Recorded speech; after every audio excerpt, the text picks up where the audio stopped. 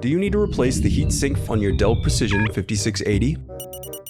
Also, you can click the top right of the screen to find this part or tools or additional help on our website, including written step-by-step tutorials with detailed images. Now that that's out of the way, let's jump into it. First, unscrew the bottom base cover.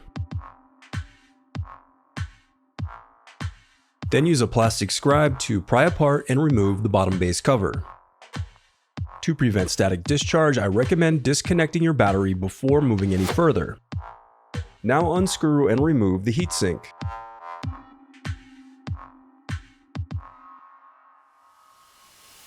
Before replacing your heatsink, it's important to wipe away any old thermal paste from your CPU and heatsink.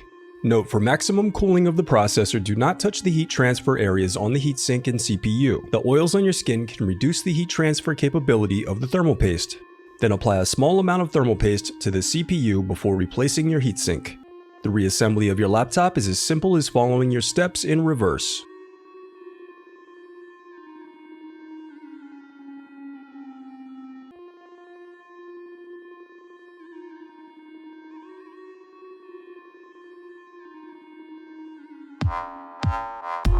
If you still need help, you can visit partspeople.com and view printable DIY instructions to help you along the way. We also have playlists of thousands of Dell tutorials for hundreds of different models, so keep checking back. Thanks for watching.